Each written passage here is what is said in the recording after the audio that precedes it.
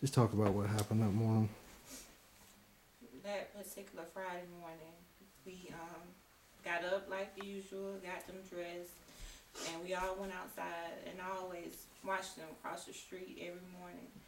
But that morning it was darker than usual, and it was raining, and Anaya had her hood over her head.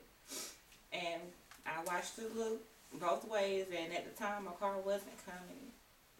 And then I noticed Cam was kind of trying to pull away, like she was trying to go across the street, and Naya pulled her back.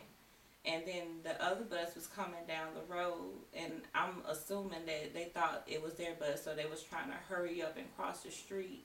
But by this time, our car was coming, and I was trying to run to get to him, but it was too late. But Anaya, she pushed Camry out the way, and she took the blow. And I can still hear the sound when the car hit them. And I immediately ran to her. At first, I thought she made it because all I saw was Camry go up in the air. So I ran across and I seen Camry, and I was like, Camry, where's Naya? Where's Naya? And so I seen Naya's shoes and her socks just laying in the road, and I looked down and I just saw her laying in the center the center lane. So I immediately ran to her, and she wasn't breathing, didn't have a pulse or anything. So I just started screaming for help, and by this time, Miss Berriman, she came, who is the bus driver, and she checked for a pulse and didn't get anything. So she immediately started doing CPR.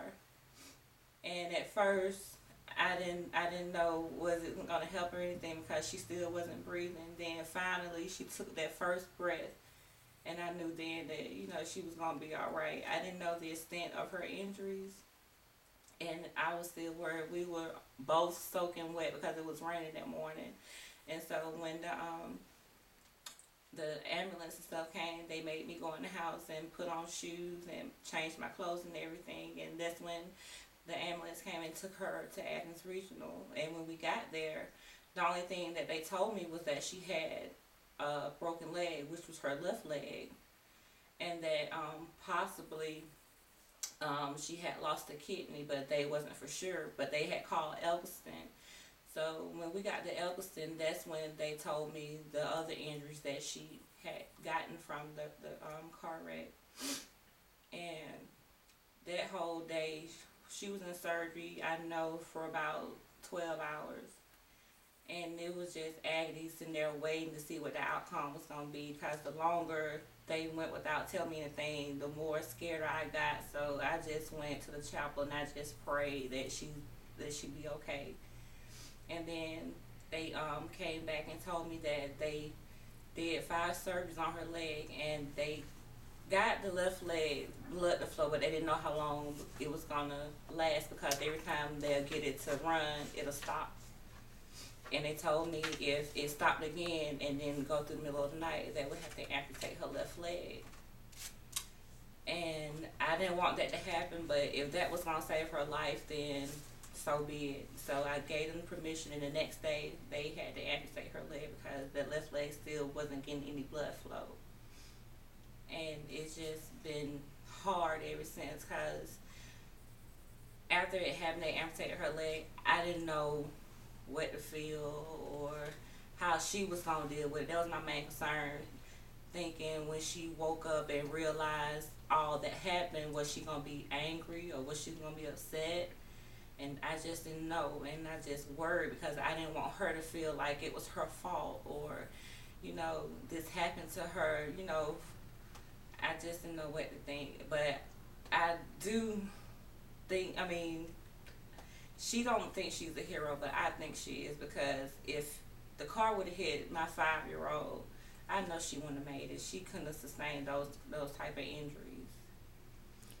But when Anaya came back too, I mean, it kind of bothered her at first, but her main concern when she first woke up, her first word was, "How is Camry? Where is Camry?" She didn't know if Camry was hurt or what, but I assured her that Camry was okay. And after I explained to her about why they had to amputate her leg, and that possibly she'll be able to get a prosthetic leg, she was fine. So now we're working through therapy 5 days a week, and she's doing okay. She's happy to be at home, and I think just being around family and people that love her is really getting her through this, and it's getting me through it too.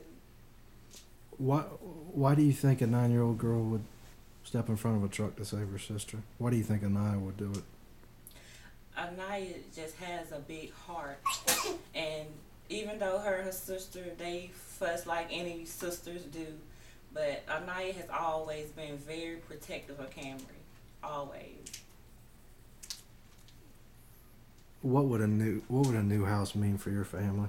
A new house for my family, I mean, it would be great because the one that we have now, I mean, it's home, but at the same time, we have to use kerosene heaters to keep warm in the winter, and it just needs a lot of restructuring because it was a house given to me by my dad, which was his grandmother's house, and it's old and hasn't been renovated in a long time. And so we basically just had to make do with what we had because we didn't have the money to fix it up the way that we wanted to. So if we could get another house, it would be perfect because I think that's what me and my kids need, somewhere stable to live. And Anaya, by her having this accident, it's just not suitable for her. She needs more room, and she needs a ramp and just handicap accessible utilities for her. You were in nursing school before the accident? Well, I wasn't in school. I had got accepted and was about to start, and then the accident happened, so I had to put it on hold. But hopefully, after I get Anaya back and she gets her prosthetic and goes back to school, I plan on going back to school to get my nursing degree. Why do you want to go back to school? I always wanted to go back, but after this accident, I just feel like that's my calling. Because I'm already taking care of Anaya, and I love doing it and don't mind doing it. And I would rather, work with children and